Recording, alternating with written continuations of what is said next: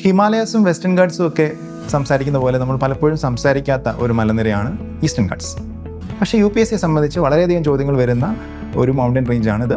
നമുക്കിവിടെ നിന്ന് വരാൻ സാധ്യതയുള്ള അല്ലെങ്കിൽ ഇതുവരെ ചോദിച്ചിട്ടുള്ള പ്രധാനപ്പെട്ട ചോദ്യങ്ങളൊക്കെ ഒന്ന് പെട്ടെന്ന് നോക്കാം. ഈ മലനിര നോക്കിക്കഴിഞ്ഞാൽ ഇത് ഒഡീഷയിൽ നിന്ന് ആരംഭിച്ച് ആന്ധ്രാപ്രദേശ്, തെലങ്കാന, കർണാടക, അതുപോലെ തമിഴ്നാട് ഇത്രയും സംസ്ഥാനങ്ങളിൽ വ്യാപിച്ചു കിടക്കുന്ന ഒരു മൗണ്ടൻ റേഞ്ചാണ്. ഇതിൻ്റെ നോർത്തിലേക്ക് നോക്കിക്കഴിഞ്ഞാൽ നോർത്തിൽ ഒഡീഷ ആൻഡ് നോർത്തൻ ആന്ധ്രാപ്രദേശ് ഈ ഒരു ഭാഗത്താണ് ഇതിൻ്റെ ഏറ്റവും ഹൈറ്റ് ഉള്ള ഭാഗങ്ങൾ കാണാൻ സാധിക്കുക.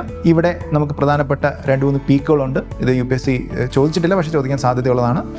ഈസ്റ്റേൺ ഗാട്ട്സിലെ ഏറ്റവും ഹൈറ്റ് ഉള്ള പീക്കാണ് Armakonda. This is located in Andhra Pradesh. അതുപോലെ തന്നെ ഒഡീഷയിലുള്ള പ്രധാനപ്പെട്ട ഒരു പീക്കാണ് മഹേന്ദ്രഗിരി.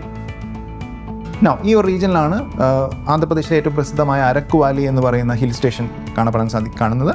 ഈ ഒരു റീജിയൻ കോഫി, ടീ കൾട്ടിവേഷൻസ് ഒക്കെ ഉള്ള ഒരു റീജിയനാണ്. ബാക്കിയുള്ള സ്ഥലങ്ങൾ നോക്കിക്കഴിഞ്ഞ് കഴിഞ്ഞാൽ പൊതുവേ നമുക്ക് വലിയ നദികളൊന്നും ഈസ്റ്റേൺ ഗാട്ട്സിൽ നിന്ന് രൂപപ്പെടുന്നതായിട്ട് നമുക്ക് കാണാൻ സാധിക്കില്ല. പക്ഷേ ഈ ഒരു ഭാഗത്തിന് ഇത്രയും ഹൈറ്റും വിഡ്ത്തും ഒക്കെ ഉള്ളതുകൊണ്ട് നമുക്ക് ചില നദികളൊക്കെ ഇവിടെ നിന്ന് രൂപപ്പെടുന്നതായിട്ട് കാണാൻ സാധിക്കും. ഇതിൽ പ്രധാനപ്പെട്ട ചില നദികളാണ് ഒഡീഷയിലുള്ള ഋഷികുളിയ, അതുപോലെ ആന്ധ്രാപ്രദേശിലുള്ള വംശധാര, നഗവലി നദികൾ. സോ ഇതൊക്കെ UPSC ചോദിച്ചിട്ടുള്ളതാണ്. താഴെ പറയുന്നതിൽ ഏതൊക്കെ നദികളാണ് ഈസ്റ്റേൺ ഗാട്ട്സിൽ നിന്ന് ഉത്ഭവിക്കുന്ന എന്ന രീതിയിൽ UPSC 2-3 വർഷം മുന്നേ ഒരു ചോദ്യം ചോദിച്ചിട്ടുണ്ടായിരുന്നു. അപ്പോൾ നമുക്ക് ഈ ഒരു ഐഡിയ ഉണ്ടെങ്കിൽ നമുക്ക് കൃത്യമായിട്ട് ഉത്തരത്തിലേക്ക് എത്താൻ സാധിക്കും. അതുപോലെ തന്നെ ഈ ഭാഗത്ത് ഈ മലനിരയുടെ വെസ്റ്റേൺ സൈഡിൽ നിന്ന് നമുക്ക് ഗോദാവരി റിവറിൻ്റെ ട്രിബ്യൂട്ടറീസ് ഉത്ഭവിക്കുന്നതായിട്ട് കാണാൻ സാധിക്കും. ഇന്ദ്രാവതി, സബരി പോലത്തെ ട്രിബ്യൂട്ടറീസ് ഇവിടെ നിന്ന് ഉത്ഭവിച്ച് ആണ് ഗോദാവരി നദിയിൽ പോയി ചേരുക. ഈ ഒരു റീജിയൻ കഴിഞ്ഞ് കഴിഞ്ഞാൽ നമുക്ക് കുറച്ച് സൗത്തിലേക്ക് സഞ്ചരിക്കുമ്പോൾ ഇനിയുള്ളത് ഗോദാവരി നദിയും അത് കഴിഞ്ഞ് കൃഷ്ണ നദിയുമാണ്. അപ്പോൾ ആ ഒരു ഭാഗത്ത് ഈസ്റ്റേൺ ഗാട്ട്സ് സത്യത്തിൽ കാര്യമായിട്ടില്ല. പിന്നീട് നമ്മൾ അതിന് സൗത്തിലേക്ക് നോക്കുമ്പോഴാണ് ഈസ്റ്റേൺ ഗാട്ട്സ് ആരംഭിക്കുന്നത്. അവിടെ നല്ലമല എന്ന പേരിലാണ് ഇത് അറിയപ്പെടുക. ഇവിടെ നമ്മൾ നോക്കുകയാണെങ്കിൽ ഇവിടെ നല്ലമല കട്ട് ചെയ്ത് കൃഷ്ണ റിവർ ഒഴുകുന്ന കാണാൻ സാധിക്കും.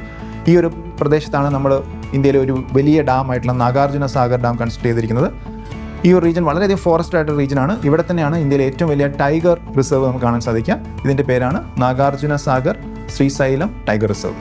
ഇത് UPSC ഒരു തവണ ചോദിച്ചിട്ടുണ്ടായിരുന്നു. ഇന്ത്യയിലെ ഏറ്റവും വലിയ ക്രിട്ടിക്കൽ റിസർവ് ഉള്ള ടൈഗർ റിസർവ് ഏതാണെന്നുള്ളൊരു ചോദ്യം. അതിൻ്റെ ആൻസർ ഇപ്പം നമ്മൾ ഈ പറഞ്ഞ ടൈഗർ റിസർവ് ആണ്. അതിൽ നിന്ന് താഴേക്ക് വരുമ്പം നമുക്ക് ഏറമല എന്നൊരു റേഞ്ച് ആരംഭിക്കുന്നത് കാണാൻ സാധിക്കും. ഈ റേഞ്ചിൽ കട്ട് ചെയ്തിട്ട് പെന്നാർ എന്ന് പറയുന്ന റിവർ ഒഴുകുമ്പോഴാണ് ഇന്ത്യയിലെ വളരെ പ്രസിദ്ധമായിട്ടുള്ളൊരു കാനിയോൺ രൂപപ്പെട്ടിരിക്കുന്നത്. ഇതിൻ്റെ പേരാണ് ഗണ്ടിക്കോട്ട കാനിയോൺ. ഇതും UPSC ചോദിച്ചിട്ടുള്ള ഒരു ചോദ്യമാണ്. ഇനി നമ്മൾ സൗത്തിലേക്ക് സഞ്ചരിക്കുമ്പോൾ മറ്റൊരു പ്രസിദ്ധമായ മലനിര എത്തുന്നു. ഇതിൻ്റെ പേരാണ് ശേഷാചലം ഹിൽസ്. നിങ്ങൾ പുഷ്പ മൂവിയിലൊക്കെ കേട്ടിട്ടുണ്ടായിരിക്കും. ആ മൂവി ആരംഭിക്കുന്നത് ഈ ഒരു ശേഷാചലം ഹിൽസും അവിടുത്തെ സാൻഡൽവുഡിനെ പറ്റിയൊക്കെ പറഞ്ഞിട്ടാണ്. ലോകത്ത് വേറൊരിടത്തും ഇതുപോലൊരു മരമില്ല, നമ്മുടെ ശേഷാചലം കാടുകളിലല്ലാതെ. ഈ ഹില്ലിൻ്റെ ഏറ്റവും വലിയൊരു പ്രത്യേകത ഇതൊരു ബയോസ്ഫിയർ റിസർവ് ആണ്. ശേഷാചലം ബയോസ്ഫിയർ റിസർവ് ഈസ്റ്റേൺ ഗാട്ട്സിലുള്ള ഒരേ ഒരു ബയോസ്ഫിയർ റിസർവ് ഇതാണ്. അതുപോലെ തന്നെ ഇതിൻ്റെ മറ്റൊരു വലിയൊരു പ്രത്യേകതയാണ് ഇവിടെയാണ് നമുക്ക് തിരുപ്പതി തിരുമല ടെമ്പിൾ കാണാൻ സാധിക്കാം.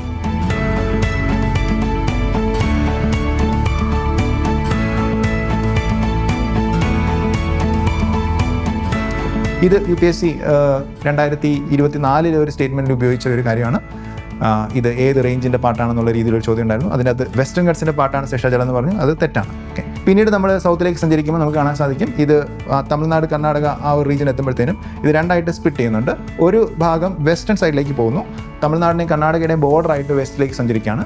അപ്പോൾ ഈ ഒരു ഭാഗത്താണ് നമുക്ക് മേലഗിരി റേഞ്ച്, അതുപോലെ ബിലിഗിരി രംഗൻ റേഞ്ച്, സത്യമംഗലം ഫോറസ്റ്റ് ഒക്കെ കാണാൻ സാധിക്കാം. ഇത് ഫൈനലി പോയി നീൽഗിരിയിൽ ടച്ച് ചെയ്യുന്നു, നീൽഗിരി ഹിൽസിൽ. അങ്ങനെ ഇത് ഈസ്റ്റേൺ ഗാട്ട്സും വെസ്റ്റേൺ ഗാട്ട്സിൻ്റെ ജംഗ്ഷനായിട്ട് നീൽഗിരി ആക്ട് ചെയ്യുന്നു. ഇതിൽ നിന്നും ചോദ്യങ്ങൾ ചോദിച്ചിട്ടുണ്ട്. ബിലിഗിരി രംഗനൊക്കെ ചോദിച്ചിട്ടുള്ളതാണ്, സത്യമംഗലം ചോദിച്ചിട്ടുള്ളതാണ്. ഇനി നമ്മൾ സൗത്തിലേക്ക് സഞ്ചരിച്ചു കഴിഞ്ഞാൽ തമിഴ്നാട്ടിൽ കുറച്ച് ഇൻഡിപെൻഡൻറ്റ് ഹിൽസ് നമുക്ക് കാണാൻ സാധിക്കും. ഇവിടെ കാണപ്പെടുന്ന ഹിൽസാണ് ജാവടി ഹിൽസ്. അതിനുശേഷം താഴേക്ക് സഞ്ചരിക്കാൻ നമുക്ക് ഷെവറോയ് ഹിൽസ് കാണാൻ സാധിക്കും. ഇവിടെയാണ് പ്രസിദ്ധമായ ഏർക്കാട് എന്ന് പറയുന്ന ഒരു ഹിൽ സ്റ്റേഷൻ ഉള്ളത്. ഇപ്പോൾ സേലത്തിനടുത്തുള്ള ഒരു ഹിൽ സ്റ്റേഷനാണ്. വളരെ പ്രസിദ്ധമായ ഒരു ഹിൽ സ്റ്റേഷനാണ്. ഒരുപാട് ഹെയർ പിൻ വളവുകളൊക്കെ ഉള്ള ഒരു ഹിൽ സ്റ്റേഷനാണ്. നമുക്ക് അങ്ങോട്ട് എത്തിപ്പെടാൻ ഭയങ്കര പാടാണ്. അല്ലെങ്കിൽ ഒരുപാട് ഹെയർ പിൻ വളവുകളൊക്കെ ഉള്ളതാണ്. പിന്നെ അതുപോലെ പ്രസിദ്ധമായ ചില റെസിഡൻഷ്യൽ സ്കൂളുകളൊക്കെ ഉള്ളൊരു റീജിയനാണ്. സോ ഈസ്റ്റേൺ ഗാട്ട്സിൽ നിന്ന് ഇതുവരെ കണ്ടിന്യൂസ് ആയിട്ട് പല വർഷങ്ങളിലും UPSC ചോദ്യങ്ങൾ ചോദിച്ചിട്ടുണ്ട്. ജോഗ്രഫി ഓപ്ഷനിലും ഈസ്റ്റേൺ ഗാട്ട്സ് ഇമ്പോർട്ടൻ്റ് ആണ്. ഇത്തവണ 2025 ഈസ്റ്റേൺ ഗാട്ട്സ് ചോദ്യം ഉണ്ടായിരുന്നു. 24-ലും 23-ലുമൊക്കെ ചോദ്യം ഉണ്ടായിരുന്നു. So this is about Eastern Ghats. അപ്പം ഹിമാലയം വെസ്റ്റേൺ ഗാട്ട്സും പഠിക്കുന്ന കൂടെ ഈസ്റ്റേൺ ഗാട്ട്സും കൂടെ പഠിക്കാം.